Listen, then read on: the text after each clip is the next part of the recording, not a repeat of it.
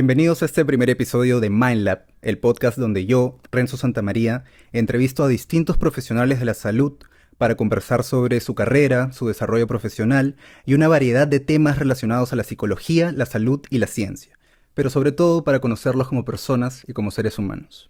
El día de hoy tenemos a John Match, gran amigo mío y colega además, licenciado en psicología clínica, terapeuta formado en la corriente humanista existencial.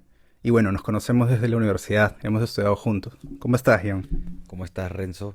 Un gusto ser el primer invitado. El primero, El primer el invitado. primer invitado, claro que sí. eh, con muchas ganas del reencuentro, de volver a conversar, de abrir sobre ciertos temas. Claro que sí, sí. ¿Tú te acuerdas que tú y yo conversábamos en el bus camino a la universidad? Me acuerdo, me acuerdo. Temas un poco existenciales. Pero siempre estuvo ahí lo existencial. Sí, siempre estuve ahí. Sí, sí. Me ponía a pensar un poco, y de hecho quería empezar preguntándote, ¿qué significa para ti o qué ha significado para ti formarte como psicólogo? Porque eso creo que tiene un montón de implicancias. ¿Qué piensas? Mm. De hecho, es bien curioso porque yo, desde que estaba más o menos en primero de media, descubrí la psicología. Y la descubro como a través de una obra de teatro del hombre en búsqueda del sentido de Víctor Frankl. Qué buena. Entonces me acuerdo que con el colegio nos llevaron a un grupo a esta obra. Yo salí de ahí y dije, yo quiero ser psicólogo, ¿no? Yo quiero hacer lo que Víctor hace. Ya.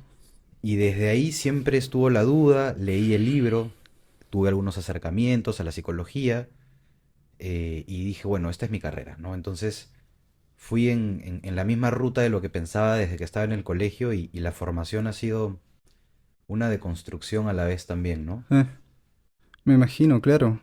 Además, cuando nosotros estábamos estudiando, la carrera era bastante distinta. Tenía un tinte humanista. Tenía. Tenía un Sí, tinte sí, humanista. sí. Ahorita no sé cómo será, pero Sí. creo que eso nos sirvió bastante. ¿Qué te llamó la atención de El hombre en la búsqueda de sentido?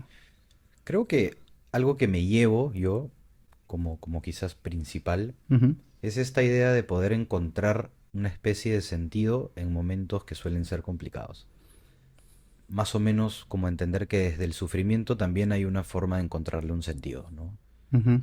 Entonces me llevé eso como idea de pensar que en la peor situación posible uno igual puede encontrarle una forma buena, digamos, de afrontar como el mundo, ¿no? Eso es lindo, ¿no? Y además el libro creo que lo representa muy bien, porque él empieza a terapiar, creo, en los campos de Sí, concentración, claro, ¿no? claro. Sí, claro. Digamos, esto te llevó un poco por el camino humanista, por el camino existencial. Sí. De hecho, me lleva por el camino existencial porque, como conversábamos en el bus, Mm, siempre estuvo por ahí el pensarme, el pensar los fenómenos que van pasando, el entender ujú. el porqué del hombre, ¿no? Entonces, el humanismo existencial viene como una forma de resolver ciertas dudas y entender un poco mejor lo que es una persona, ¿no? El ser, como tal, creo. Cuéntanos un poco de eso. ¿Qué implica ser un terapeuta humanista existencial? ¿Cómo se diferencia tal vez de otras corrientes? Creo que algo que diferencia quizás es desde dónde parte un poco, que es resolver la pregunta no tanto como un por qué, sino un para qué estás haciendo esto, ¿no? Se Mm, busca enfocar mucho también en el presente, ok. sin dejar de lado tampoco la historia, ¿no? Que finalmente en parte va a ser lo que nos define, pienso.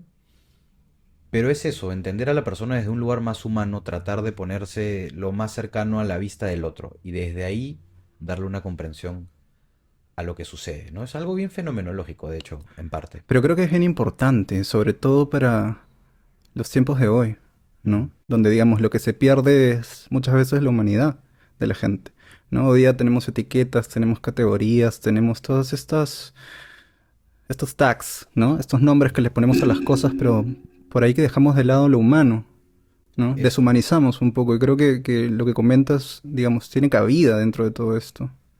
eso, ¿no? Porque, claro, vivimos en una sociedad que yo entiendo como la inmediatez, es Mm, alguna característica principal y a veces eso deja de lado partes muy humanas, muy reales de uno, ¿no? ujú. Y todo lo que eso conlleva, ¿no? Pero el humanismo yo lo entiendo no solamente como una herramienta dentro de la terapia, sino como un enfoque para enfrentar la vida también, ¿no? Claro. Desde un lugar más humano, Ajá. como tal. Y el componente existencial, porque digamos, tenemos el humanismo, pero ¿qué le agrega el componente existencial? Yo creo que ahí viene como esta combinación, ¿no? El humanismo existencial parte de un poco de la psicología humanista. Ujú, Está Rogers, está Maslow, claro. ¿no?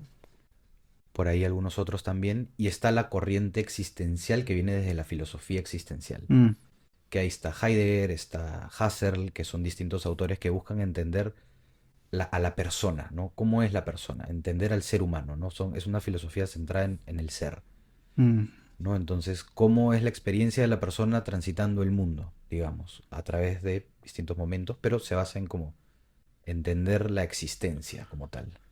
bastante filosófico. Sí, tiene de filosofía, ¿no? Ajá.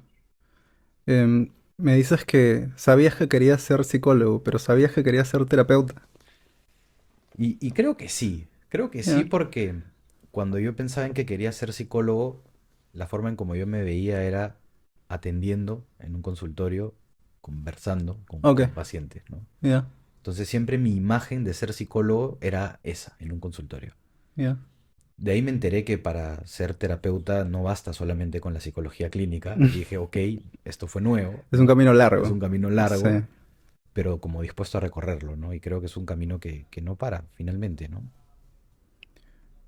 Y creo también que es un camino que, digamos, nosotros estamos mucho para nuestros pacientes, y eso es importante, pero en gran parte son ellos los que nos transforman también.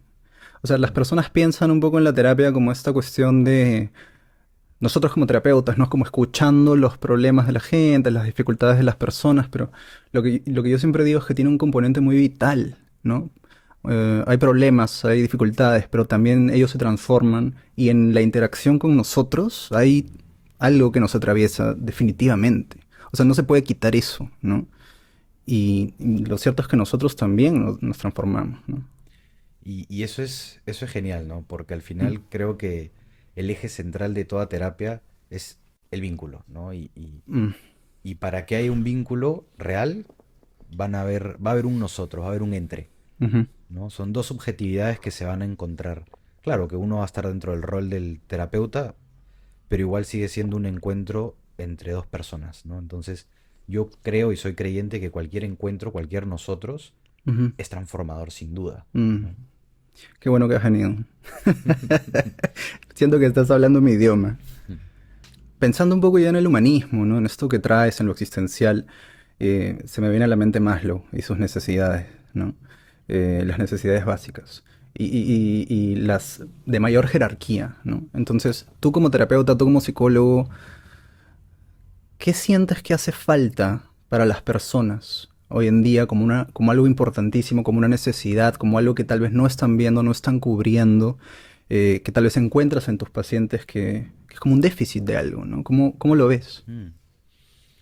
Y es interesante, ¿no? Porque Maslow de alguna forma propone como cubrir ciertas necesidades para poder llegar a un estado como de equilibrio, Sí. digámosle, ¿no? Pero muchas veces así la persona tenga, creo, todas las necesidades Mm, cubiertas, como dices, ujú, hay algo ahí que falta, ¿no? Y sí. ahorita como pensando un poco, creo que en borrador incluso, pienso un poco en que falta mirarse a veces, ¿no? Darse un espacio para mirarse. Claro que con los pacientes son personas que están decidiendo mirarse, Sí. ¿no? Quizás con ellos veo que está eso, pero fuera de los pacientes, pienso que falta mucho eso, una pausa, un momento, el mirarse, el pensarse, Mm. ¿no? Sí. Es importantísimo porque además la tendencia creo que es a mirar al otro, ¿no? Mm. Digamos, algo me pasó, alguien más es culpable, ¿no? Y no digo que no haya victimarios ni víctimas y que no haya culpables, sino más bien, digamos, todo lo que ocurre, todo lo que sientes, todo lo que percibes, todo lo que está ocurriendo está dentro de ti, ¿no? Entonces, creo que esta postura es una postura responsable, poder mirarte, ¿no? Poder ver, ok, yo estoy molesto. ¿Me han molestado? Sí, ok, alguien me molestó, yo estoy molesto ahorita. ¿Cómo resuelvo esto yo? ¿No? O Ujú. yo estoy triste, ¿no? Alguien me dijo algo y me puse triste. ¿Cómo resuelvo esto yo? ¿No? Y a veces incluso esa responsabilidad creo que implica pedir ayuda también, Sí, ¿no? Volviendo a lo terapéutico, que es tan importante. sí, sí. Y le has dado un punto muy humanista, ¿no? Que es la Me gusta, me gusta. responsabilidad, Sí. ¿no? Porque muchas veces yo al menos lo entiendo como dos grandes ejes, que es la libertad y la responsabilidad. Ujú. Y con la libertad, el ser libre viene con una parte de hacerse responsable y hacerse cargo, ¿no? Mm, Y en terapia creo que la terapia es una forma que la persona tiene para hacerse cargo justamente de eso que solo no está pudiendo, ujú. ¿no? Entonces, hay una frase de Sartre que se me viene a la mente ahorita, que es uno es lo que hace con lo que hicieron de él, ¿no? Entonces, ¿no? Hermoso, Te pone en la posición de, ok, tienes que hacerte cargo de alguna forma de lo que hicieron contigo, de lo que viviste, de tu historia, ¿no? hermoso. Es una frase muy bonita, ¿no? Y, digamos, llevando las cosas tal vez a un nivel más macro, más nacional, ¿qué sientes que hace falta para nosotros como país, como cultura, desde esta mirada tal vez humanista, con todas las cosas que estamos atravesando, ¿no? Políticamente, económicamente? eh, ¿Qué sientes que podría transformarse? Me ha gustado esa palabrita. ¿Qué podría transformarse? Yo siempre, cuando me pongo a pensar en la situación del Perú y la forma en como de alguna vez pensé incluso, Ujú. incursiono en política, me meto. Por ahora lo voy haciendo en el consultorio tratando de ayudar uno Claro, a uno, ¿no? claro, claro. Pero siempre pienso que hay que generar y cultivar valores también, ¿no? Creo a veces que eso se pierde mucho, Ujú. sobre todo en una sociedad en la que estamos, que dejamos de ver al otro, ¿no? Dejamos de tomarlo en cuenta, somos como muy yoístas incluso, ¿no? Como todo está centrado en resolver a veces lo nuestro sin pensar en el otro. Mm. No sé, se me va ocurriendo como pensando. Sí, de nuevo tomando la mirada de responsabilidad, ¿no? O Sí. sea, porque finalmente si tú te haces cargo de ti, tienes un impacto en el otro, ¿no? O sea, por ahí dicen que no puedes ayudar a alguien si no te ayudas primero, Mm, ¿no? sí. Y definitivamente entiendo lo que dices, es como hay una falta de un reconocimiento del otro, pero hay una falta de un de reconocimiento propio también, creo. Es Sí. difícil mirarse, Sí. no es algo sencillo, no es un proceso sencillo. El que te diga que es sencillo te está mintiendo. Sí, Duele. sí. No hay terapia. No hay terapia. O a una profunda al menos, Ajá, ¿no? ajá, ajá. Es doloroso. Y en el proceso terapéutico surgen resistencias, ¿no? Es como encuentras en una sesión algo que te duele mucho y no quieres ir a la siguiente sesión y puede pasar, pero es tan importante hacerte cargo de eso, porque, digamos, si lo miramos más socialmente, ¿no? La única forma de que nosotros podamos realmente reestructurar la forma en que nos relacionamos con los demás, empezar a mirar al otro, a reconocer al otro, a registrar al otro, ¿no? No sé, cederle el paso a alguien en la calle, no estar tan apurado por ganarle a alguien en el tráfico, Mm. cosas de ese que nos pasa, ¿no? Yo confieso que a mí también me pasa, pero sí, ¿no? Ese es un camino muy importante. También estaba preguntándome, ¿cómo ha sido para ti, digamos, el proceso de atravesar todo esto? Porque venimos hablando de la transformación, ¿no? Y definitivamente el ser psicólogo, el ser terapeuta, el trabajar de esta manera implica un proceso de autoconocimiento, ¿no? Y yo creo que desde que te conozco has tenido un poco esa vibra, ¿no? Entonces, ¿cómo ha sido para ti em, conocerte, entrar en Mm. todo esto desde ti, ¿no? Y qué buena pregunta, ¿no? Porque justo la otra vez escribía y pensaba un poco a veces por qué suele ser tan difícil empezar un proceso como de terapia, ¿no? Ajá. Y pensaba en mí cuando pensaba en eso, ¿no? Y yo me acuerdo que empiezo terapia en la universidad Ujú. porque me di cuenta y así apareció de un momento a otro y dije, uy, creo que aquí hay ciertas cosas que tengo que empezar a observar, que tengo que atender, ¿no? ¿Y qué te llevó a mirar esas cosas? Fue un taller en la universidad, de hecho, Ya. un taller en donde era una dinámica de un grupo pequeño y íbamos conversando. No sé si tú llevaste ese taller, taller psicoanalítico. Ah, ok, sí, claro. Sí, Salí sí, de sí, ese sí. taller y yo dije, voy a empezar Era un terapia. electivo. Era un electivo, Ok, ¿no? sí. Y dije, voy a empezar terapia, ¿no? Ajá. Y empecé, pero ahora, la terapia no fue el primer momento en donde yo empecé a autoconocerme, ¿no? Creo Ujú. que desde el hecho de interesarme en la persona, dije, bueno, si, como decías hace un rato, si quiero entender a otro, creo que primero tengo que tratar de entenderme a mí, ¿no? Ujú. Y así fue un proceso con mucha terapia, en donde uno va aprendiendo, va dándose cuenta, se va enfrentando, va construyendo, va deconstruyendo también. Ujú. Pero también creo que no solamente se limita ahí. A mí en lo particular, yo escribo mucho, escribo poesía, me Mm, gusta escribir historias, escribo cuentos, ujú. y encontré ahí otro recurso clave para poder Qué observarme, importante. ¿no? Que Sí. también es clave, ¿no? Pensar que si bien la terapia puede ser el camino por excelencia para poder autoconocerse, Ajá. creo que hay muchos otros caminos que también ayudan muchísimo, ¿no? Van de la mano, ¿no? Hay cosas que pueden pasar en la vida que no logras articular hasta que las conversas con alguien, por ejemplo, en un espacio terapéutico. Y hay cosas en un espacio terapéutico que son difíciles de pensar incluso ahí, pero cuando sales a la calle y algo te resuena con eso, lo entiendes y es como lo registras, lo internalizas. Sí. O sea, van de la mano, ¿no? Em, Y con eso justo se me ocurrió que yo pensaba que al final el verdadero proceso de la terapia está entre sesiones. ajá. Justamente en ese momento en donde sales del consultorio, estás en la calle y empiezas a vivir tu vida y dices, ah, wow, Ah, ¿no? Ahí creo que es el momento en donde... sí, claro que sí. Y ahorita estás todavía en terapia. Sí, de hecho, Sí. tuve varios años en terapia psicoanalítica Ujú. y incluso durante la formación humanista seguía en este proceso y en diciembre decidí hacer un cambio, ¿no? Ya. Y me pasé a la terapia humanista. Y a más de tu Más de onda, mi en lo que te corriente, estaba en lo formando, que me tiene estaba sentido. formando, ¿Ya? porque si bien yo lo estudié y me ayudó mucho, yo decía, siento que no entiendo del todo cómo es esto dentro de la terapia, ¿no? Y Ok. creo que una buena forma de entenderlo era siendo paciente de un terapeuta humanista, ¿no? Claro. Vivirlo. Vivirlo, claro, experimentarlo, ¿no?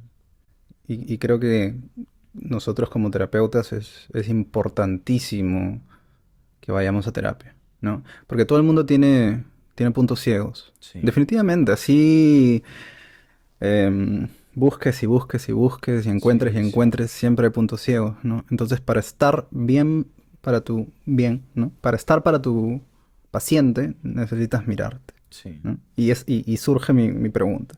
¿Cómo es para un terapeuta estar en terapia? Yo creo que es, al mí, de mi experiencia, ¿no? Muchas veces creo que es más fácil encontrar ciertas resistencias. Sí, No, no sé si es un trabajo en conjunto. es un trabajo en Sí, claro, conjunto, claro, ¿no? claro. En donde no es menor el rol de que tú también seas psicólogo, creo yo, ¿no? Ujú. Porque ya hay una construcción y al menos tratas de darle un entendimiento a lo que te pasa desde lo que conoces también, ¿no? Entonces creo que hay otras formas de poder mostrar algo. Ya luego va pasando el tiempo y eso va cambiando, pero al menos al inicio cuando iba conociendo más de la psicología Ujú. y empezaba terapia, había esto, ¿no? Creo que es un trabajo como en conjunto, ¿no? Eso es bien bacán, es como si tuvieses un aliado, ¿no? Para mirarte a ti mismo. Sí. Para las personas que no están tan familiarizadas, es un requerimiento para los terapeutas el ir a terapia, ¿no? De hecho, es muy importante. Y creo que como tú dices, John, es distinto, ¿no? Además, digamos, como terapeuta tienes cierto conocimiento previo, cierto entendimiento previo, que ojo, probablemente también podría jugar en contra, ¿no? O sea, creo que es entrar desde una postura de humildad, de aprendiz, Mm. ¿no? Y esta colaboración con el terapeuta, que de hecho creo se debe dar o necesita darse, más allá de que seas o no terapeuta y estés en terapia, ¿no? Eh, Creo que es algo que, como venimos hablando desde un comienzo, ¿no? Que transforma. O sea, esta cuestión del vínculo, ¿no? Y ya para entrar un poco por ese lado, qué importante es vincularse de manera sana. ¿Qué es Mm. sana? No lo sé. Creo que es Mm. lo que es sano para algunos no es sano para otros, ¿no? Eso. Pero cuando hay un match con tu terapeuta, cuando hay Sí. una conexión, una sintonía, como que es más sencillo internalizar las cosas, ¿no? Mm. Cuando hay una empatía, una escucha, un entendimiento, eso cambia el juego completamente. El saber desde dónde uno se está vinculando, ¿no? Mm. Entender eso creo que es clave, Claro, en terapia es más sencillo. Bueno, entre comillas, entre más sencillo, comillas. ¿no? Porque igual es complejo, pero me pongo a pensar ya un poco en cosas como nuestras relaciones en el día a día, con la familia, ¿no? Con los amigos, los hermanos, donde estamos tan acostumbrados a un patrón de relación que se repite y se repite y se repite y se repite. Y por ahí, no sé, no nos llevamos bien con el primo, el hermano, el tío, quien sea. Y estamos en esta constante como repetición de algo. Y ahí es mucho más difícil mirarse. Mm. Porque es como estás tomado por la emoción que se genera, por la dinámica misma, ¿no? A veces se juegan roles incluso, ¿no? Rivalizas, te enfrentas, confrontas. ¿Qué piensas un poco tú de eso, ¿no? De la cuestión vincular más en la familia. Mm. Y es bien curioso porque yo creo que en la familia, principalmente con los padres y con el hermano también, Ujú, se instauran como estos primeros vínculos que después van a ser internalizados y quizás puedan replicarse en otras relaciones más adelante, ujú, ¿no?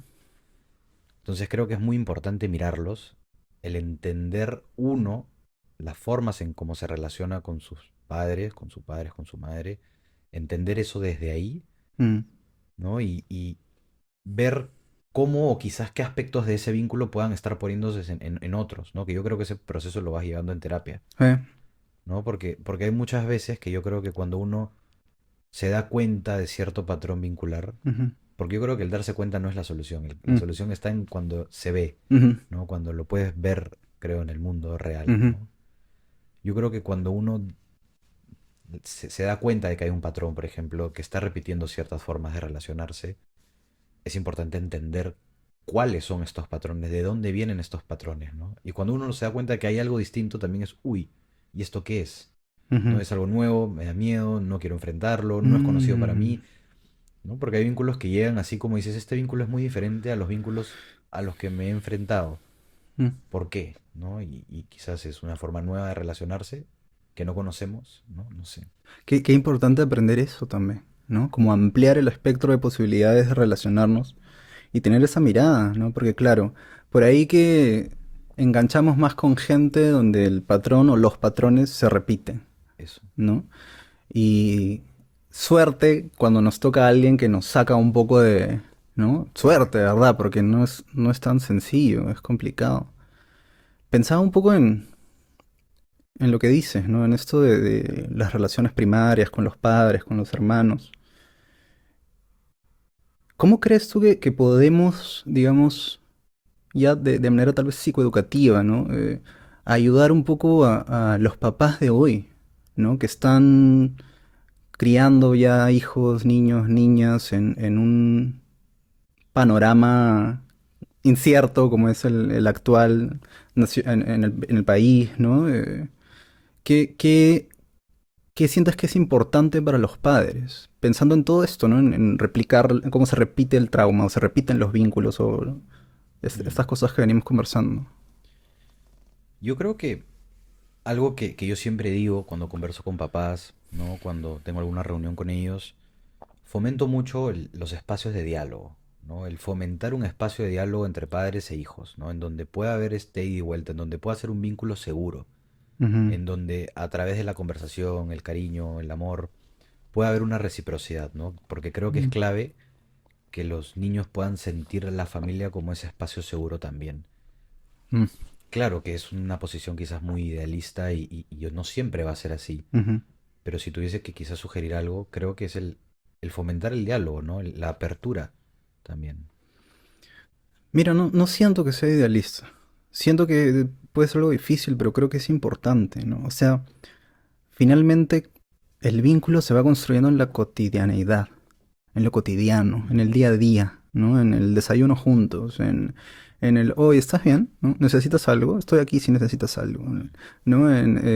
¿Quién te va a recoger? ¿Quieres que te recoja? ¿No? En estas cositas chiquitas que tú hablas de seguridad y creo que en el tiempo se van convirtiendo en justamente en eso, ¿no? En esta seguridad, en esta safety, ¿no? mm, Y además, pensando ya un poco en la teoría, lo que nos dice la teoría es un poco que para construir una personalidad resiliente es importante este apego seguro, desde lo cotidiano, ¿no? O ahí sea, está. tú puedes pensar en cuál es la diferencia entre una persona que atraviesa situaciones difíciles y las atraviesa de manera resiliente, las atraviesa sintiéndose competente, o de repente no tanto, pero las puede atravesar y tiene esa fuerza del yo, esa fuerza que está centrada en ellos, ¿no? ¿Y de dónde nace? Nace de sentir que está en un espacio donde es cuidado, Mm, donde es querido, donde es amado, donde internaliza la sensación de que va a estar bien.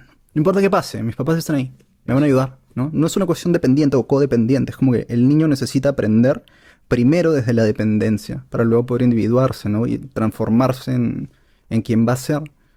Pero sí, me parece que ahí estamos hablando de crianza, Sí, ¿no? sí. Y eso es clave, sobre todo hoy en día. No sé qué piensas. Creo que es un punto clave esto que dices, ¿no? Que el hogar puede ser justamente eso, ¿no? Un hogar, Mm. ¿no? En donde justamente el niño sepa que si es que sucedió algo en el colegio, no tenga ese miedo de llegar a casa y contárselo a los padres, ¿no? Que sepa que sea como fuese finalmente, va a haber esta reciprocidad por parte de ellos, ¿no? Como que va a estar ahí. No Mm. sé si... Sí, sí, te entiendo totalmente. Pero pensaba en, digamos, los papás de hoy, ¿no? O los papás de las últimas generaciones. Em, en el mundo en que vivimos, en la sociedad que vivimos, hay tanto énfasis en, ¿no? La cuestión profesional, la cuestión académica, el dinero, desarrollarte como profesionalmente, ¿no? Que, digamos, en las últimas generaciones ambos padres salen de casa, por ejemplo. Mm, Ambos se van a trabajar, ¿no?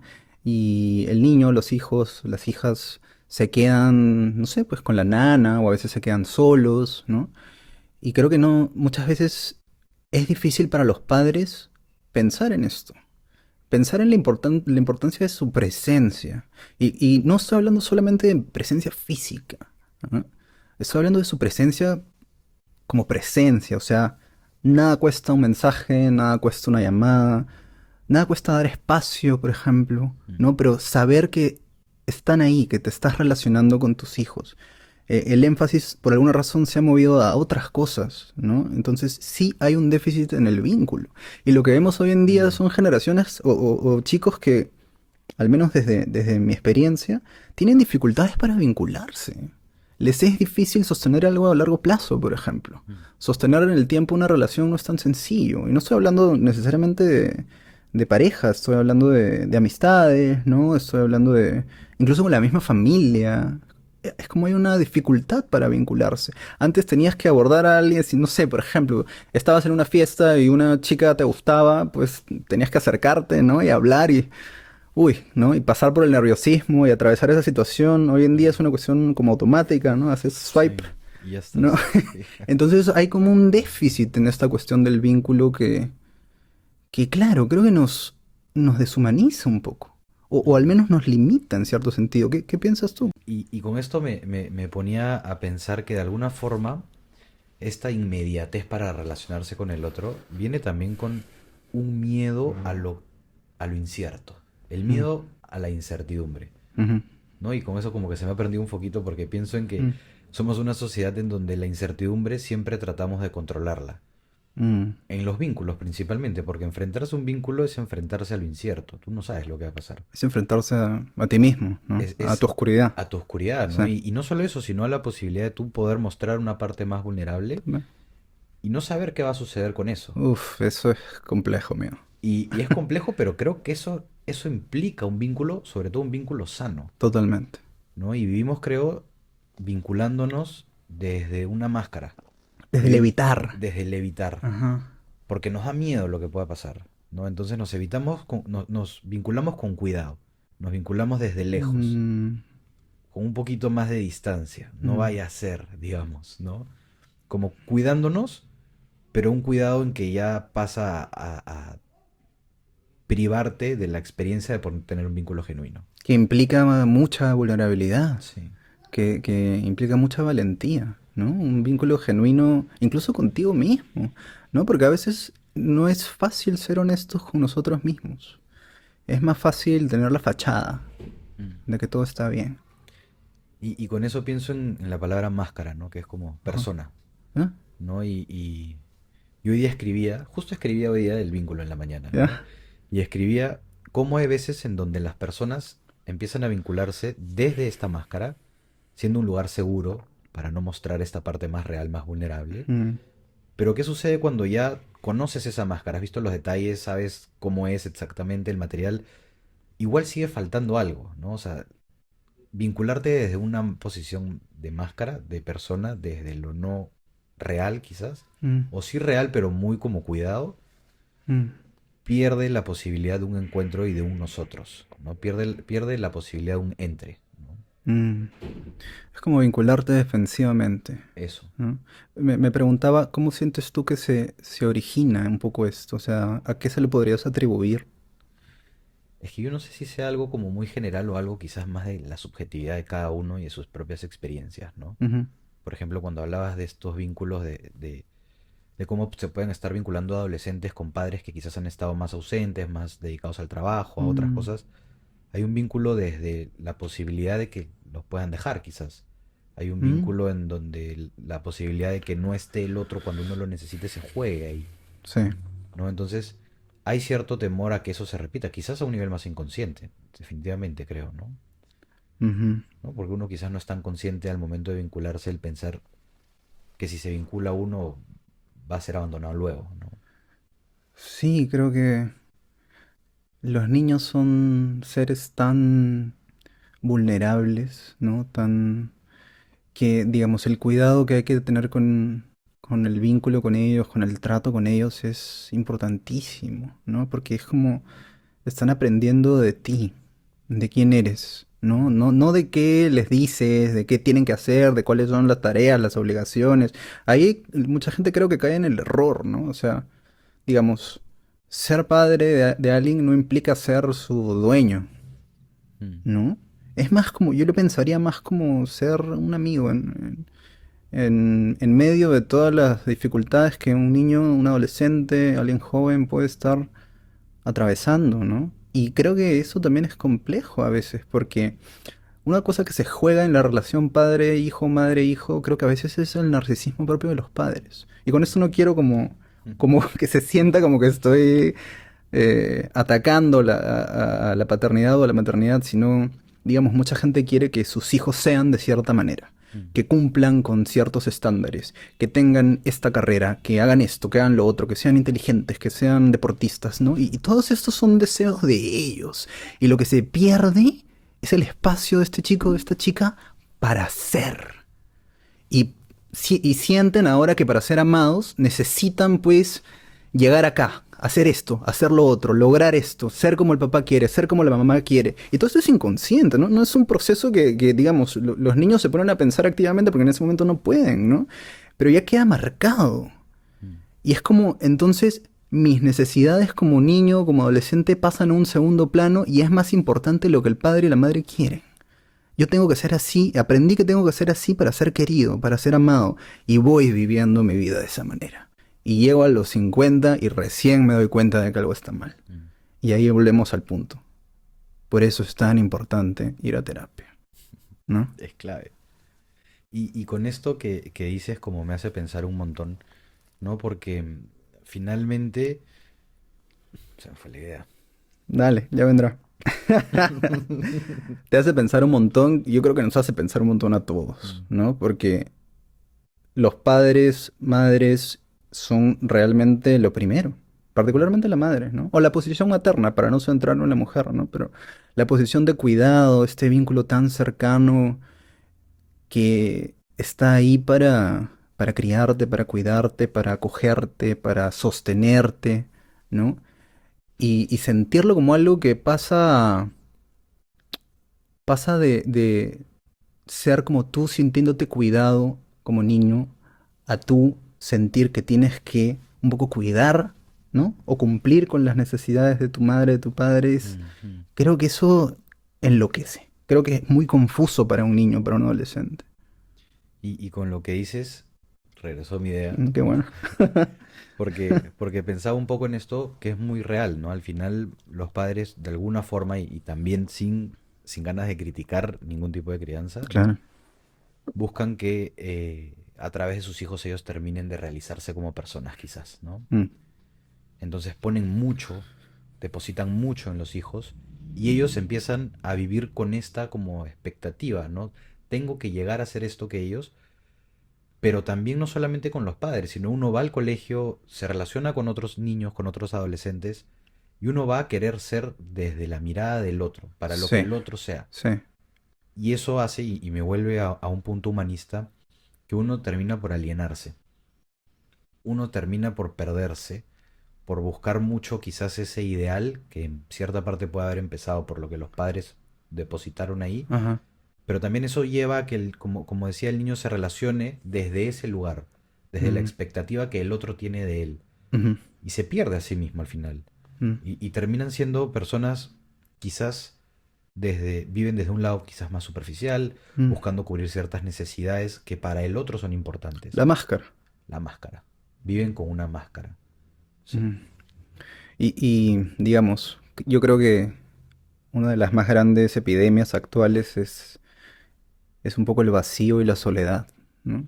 Y yo creo que uno cuando vive desde esta fachada, inevitablemente se siente vacío, porque no has entrado en contacto con quién eres realmente, ¿no? Con esa autenticidad, con esa posibilidad de ser, ¿no? De no tener que ser para lo que otros quieren, sino de ser. No tienes que hacer nada para ser amado, no tienes que comportarte de ninguna manera. Estás aquí, existes, mereces el amor, todo el amor del mundo, todo lo bueno del mundo, ¿no? Y creo que eso no se llega a registrar muchas veces. Creo que se pierde, como tú dices, ¿no? Y lo que encontramos a veces son pacientes que se sienten absolutamente perdidos, vacíos. Sí.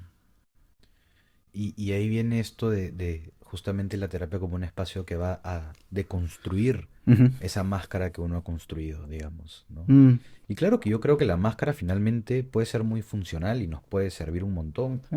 Nos va a ayudar a enfrentarnos a distintos momentos, situaciones, ¿no? Pero hay momentos en donde uno también se la puede sacar y hay personas que la tienen como adherida, Exacto.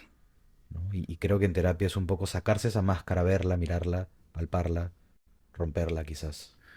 Digamos, lo que dices es muy importante porque de hecho la necesitamos, Claro. ¿no? El problema es cuando se vuelve rígida. El problema es cuando creemos que somos todo este conjunto de actitudes y patrones y posturas y poses y que somos alguien por lo que tenemos, por lo que logramos y se pierde de nuevo, ¿no? Esta posibilidad de entrar en contacto con nosotros mismos, ¿no? Que, que nos conecta con este vacío, ¿no? Yo encuentro pacientes que han logrado pues muchas cosas. Todo lo que uno pensaría, ¿no? El sueño, Mm. la carrera, los autos, las casas y hay un vacío existencial. O sea, no hay cosa que podría llenar ese vacío y te preguntas realmente, ¿por qué, no? Claro, ¿Qué falta? qué falta, ¿no? Y creo que con eso me pasa también, ¿no? Que vienen muchas personas sin un propósito. Me dicen, ok, Mm, he vivido tanto, he hecho tanto, pero siento que todavía no encuentro un significado para vivir, ¿no? Como ujú, una razón, un sentido, como diría Víctor ujú, Frankl, un sentido de vida, ¿no? Que se traduce en soledad, se traduce en vacío mm, y también se traduce en una máscara que todo el mundo conoce y que uno no. ujú. Y ahí otra vez la importancia de la terapia, ¿no? Vaya, la terapia, o sea, estaba pensando en esto del propósito. Digamos, es, es sencillo tal vez que nosotros lo conversemos aquí, pero creo que la gente, a las personas les resulta muy difícil, ¿no? O sea, nosotros tenemos la suerte de haber, por obra y gracia de no sé quién, llegado un poco a lo que sentimos que nos conecta con ese propósito, pero la realidad es que no todo el mundo tiene esa facilidad, ¿no? Y es tan importante porque es una vía, por ejemplo, fuera de la depresión, ¿no? Y digamos, hay estudios en relación a esto, cómo la gente que tiene un sentido de propósito puede salir de síntomas depresivos, de estados depresivos, y no solo eso, sino la gente que está en posiciones de ayudar a otros. Pareciera que la depresión tiene mucho que ver, por ejemplo, con esta cuestión de solo como estar ensimismado en ti, ¿no? Y tus dificultades y tus cosas, pero cuando abres un poco el panorama a algo más grande que tú, ya sea un propósito por otros, por tu familia, por tu comunidad, por la gente, por algo que es importante para ti, pero que tiene un impacto en los demás, es como que de alguna manera eso alivia, Mm. eso llena, ¿no? Y pensando en el libro, ¿no? Digamos, Viktor Frankl se encuentra un poco a sí mismo en esta situación tan compleja. O sea, imagínate, hermano, lo que es estar en un campo de concentración en ese momento y tener la disposición, la empatía y el amor, porque no puedo Mm. escribirlo de otra manera, ¿no? O sea, el amor para ejercer su profesión ahí, ¿no? Para mirar a los otros, eh, no sé cómo pensarlo, ¿no? Como extensiones de sí mismo, como seres iguales, ¿no? Que están pasando por algo tan complejo, tan difícil, y tú sientes en ese momento que tienes los recursos para ayudar y encuentras en el hoyo más oscuro algo que puede brindar ayuda y apoyo a los demás y que además te sana. Eso. Que además te da como un sentido, Exacto. ¿no? Porque me imagino estar en un campo de concentración. Por eso Víctor Frankl a veces, ¿no? En sus propuestas dice, bueno, si yo he estado aquí, cualquiera va a poder. Yo ahí quizás pueda tener mis diferencias con esa idea como tan tajante, ¿No? pero sí me parece muy interesante y no para pasar por alto la idea de que uno puede estar en un punto de sufrimiento sumergido en una depresión, Ujú. pero la posibilidad de un otro y de que uno pueda hacer algo con ese otro, que además va a ayudarlo y ese otro va a ayudarlo a uno, ya es un sentido. Mm. No sé. Sí, sí, sí, sí, totalmente. O sea, no tiene que ser el gran propósito, ¿no? No tienes que Mm, ser un salvador del mundo. claro, no hay Son necesidad. cosas pequeñas, Sí, cosas chiquitas, lo cotidiano, volvemos a lo cotidiano, a lo cotidiano. ¿no? Y en este reconocimiento del otro, en este pensar en el otro, que te ayuda también a pensar en ti mismo, ¿sabes que me surge esta sensación de finalmente es como que estamos todos de alguna manera conectados? Sí. ¿No? Porque no te puedes mirar sin mirarte al otro, no puedes mirar al otro sin mirarte a ti, hay una sintonía ahí. Es que yo creo que para que haya subjetividad se hace desde tu mirada, pero también desde la del otro. Si no, es imposible. O sea, Ujú. sin el otro no somos casi, Totalmente, ¿no? ¿no? Pensando en nuestros vínculos primarios, sin la No madre, yo pensaría somos. que la madre, ¿no? O la posición de madre es la que construye finalmente Sí. la personalidad en gran parte, ¿no? Y no solo eso, ¿eh? La confianza, la sensación de, digamos, ya no solo para pensar en la madre, el vínculo, volviendo al vínculo, el poder conectar con otro, el poder encontrar partes de ti en otro, creo que te ayuda a construir seguridad, confianza, sentirte competente en el mundo, sentirte capaz en el mundo, sentir que las cosas van a estar bien, ¿no? Que puedes estar como Víctor en el hoyo más profundo, pero que las cosas van a estar bien, ¿no? Me... Dale, dale. Y claro que pensaba en eso y decía, Ujú. tarea fácil no es, No. ¿no? O sea, hay que ser Víctor para haber pasado y hecho eso. Ujú. Quizás es muy difícil en una situación así, ¿no? Eso te iba a preguntar. Tú decías que discrepabas un poco con su postura de ¿cuál es tu pensamiento? Siento que de alguna forma, ok, sí es muy válido y es real que uno desde el sufrimiento puede entender y darle un sentido, a un significado a algo, Ujú. pero no creo que siempre se dé de esa forma. No es como, tienes que Ok. encontrarle un significado a la vida ahora que estás en el sufrimiento, ¿no? Ajá. Yo creo que pueden haber otras formas también de entender primero el sufrimiento, ver qué lo aqueja, cuál es ese sufrimiento realmente, darle forma, entenderlo y desde ahí ir buscando un sentido, ¿no?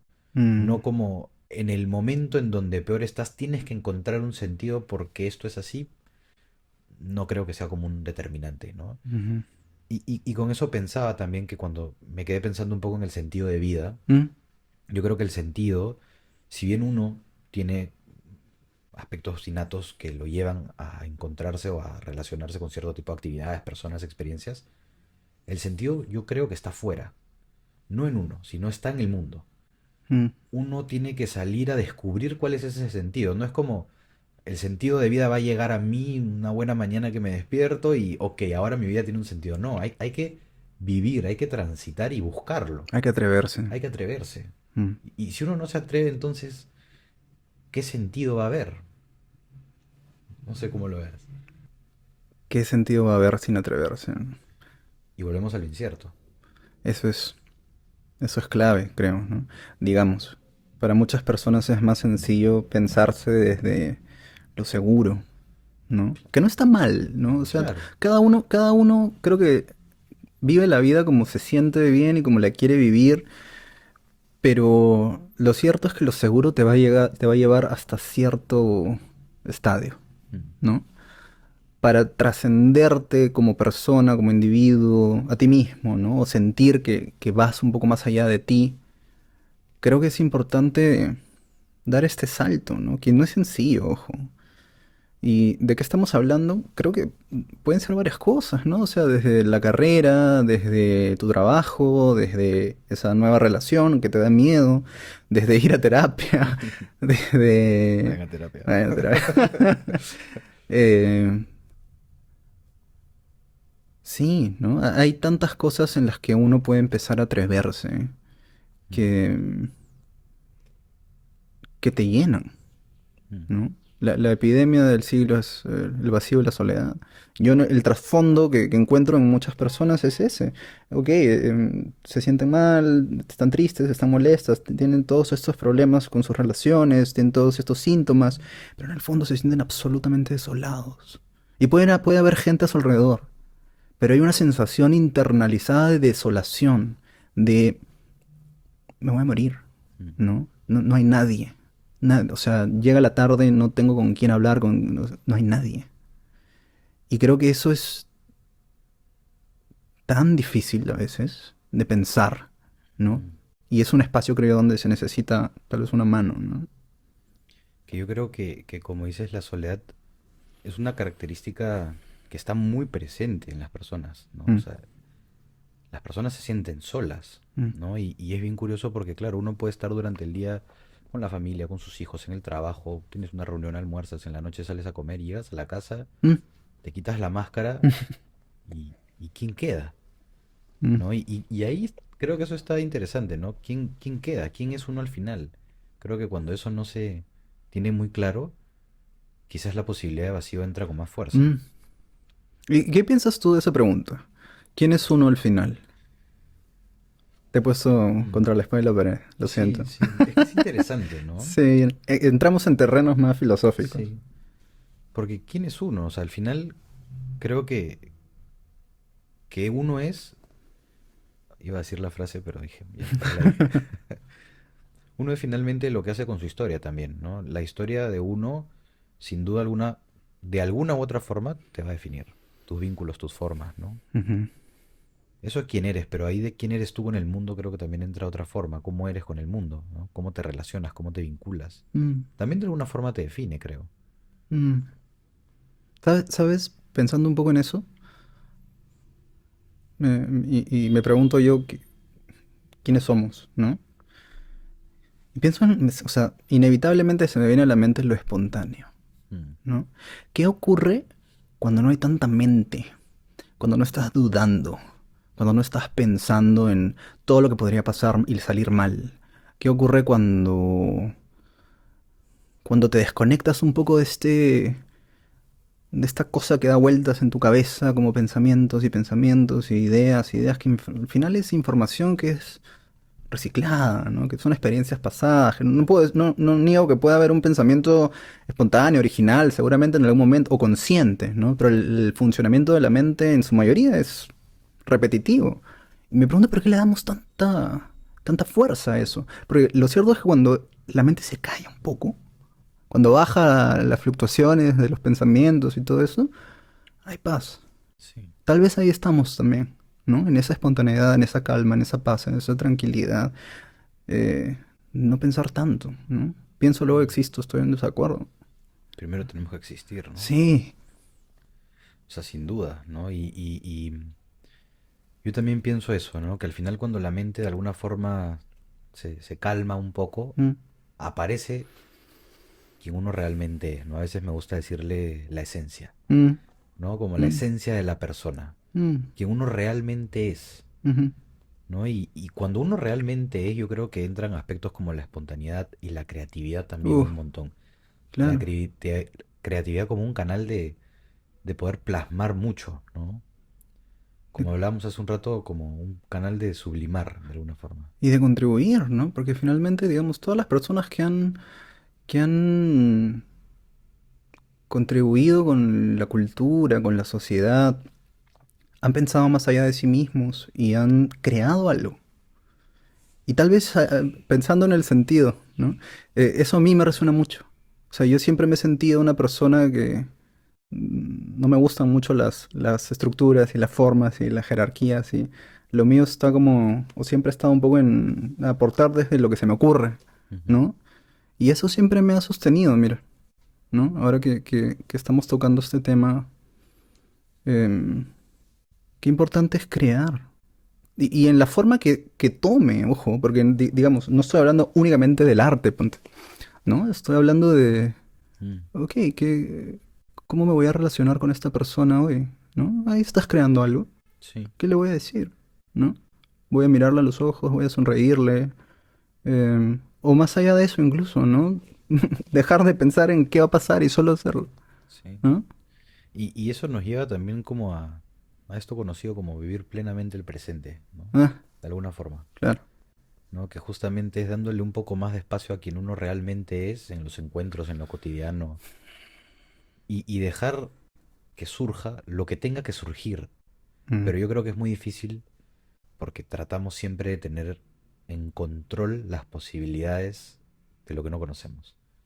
mm. Creo que hemos hablado de varias cosas que son importantes, ¿no? Em, y espero que a la gente que nos esté escuchando les haya gustado. Eh, a nosotros creo que nos gusta profundizar, ¿no? Filosofar. Por ahí también creo que hay algunas herramientas que se pueden llevar. Eh, Como para ir cerrando, John, quería preguntarte un poco ya y recapitulando un poco de todas las cosas que venimos conversando, ¿no? ¿Qué sientes tú que la gente se debería llevar, ¿no? Sobre todo de esta conversación, de este podcast, de este diálogo que hemos tenido. ¿Qué sientes que es importante para las personas, para el Mm, país, para, digamos, para lo que para ti sea significativo, ¿no? mm. Algo que pienso un montón, pensando incluso en esta conversación que estamos teniendo, que he sentido que hemos construido un diálogo, Ujú, ¿no? A través del encuentro. ujú, Y es eso, ¿no? La apertura a encontrarse, la apertura a construir con el otro. mm, El incluir al otro dentro de la ecuación también, ¿no? mm, No solamente está uno. Uno no puede ser sin el otro, eh, ¿no? Y pienso un poco en darse la oportunidad de atreverse a tener vínculos más cercanos, más reales. eso, Creo que hoy hemos hablado un montón del vínculo, sí.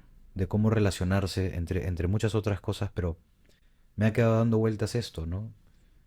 Claro que es difícil decir no le tengas miedo al encuentro, ¿no? Mm. Pero apuntar ahí, quizás. Sí, ¿no? Para mí también. Yo antes de que lo dijeras, ya en mi mente resonaba un poco esto de atreverse, para que se Mm, vea, se puede ver en vivo ahorita más o menos cómo es cuando te vinculas y estás en sintonía, ¿no? Esas cosas, esos fenómenos pasan, ¿no? Es como que empiezas a pensar un poco las cosas que el otro piensa también. Y, y eso eso transforma, mm, ¿no? Y yo me llevo eso, esta posibilidad de atreverse, porque finalmente, digamos, primer episodio del podcast, ¿no? Ese también es un encuentro. John y yo y no un nos veíamos, atrevimiento. un atrevimiento. No ese tipo de atrevimiento, pero es atreverse, Eso, ¿no? eso. Y, y creo que eso es algo que todos necesitamos un poquito, ¿no? Mm, Atrevernos. mm. Bueno, John, no sé si hay algo más que quieras agregar. Una última idea, ¿no? Que era esto de el atreverse al encuentro con el otro. Ujú, Eso no quiere decir que uno no vaya a tener miedo y que no vaya a ujú, enfrentarse a fantasmas, a todos estos patrones que de alguna u otra forma hemos ido conversando. ujú, Y alentar a que tengan ese encuentro con el otro con miedo, igual. ujú. Va a ir el miedo. Pero que el miedo no sea un limitante para el encuentro con el otro. Con eso cerramos. John Match, un gusto tenerte aquí Un y gustazo. espero que vuelvas pronto para tener otra conversación o otras conversaciones, muchas más. No, un gusto, la verdad, haber conversado. Encantado de estar acá y cuando quieras podemos volver a conversar un rato. Buenísimo. Gracias a todos. Nos vemos en el siguiente Gracias. episodio.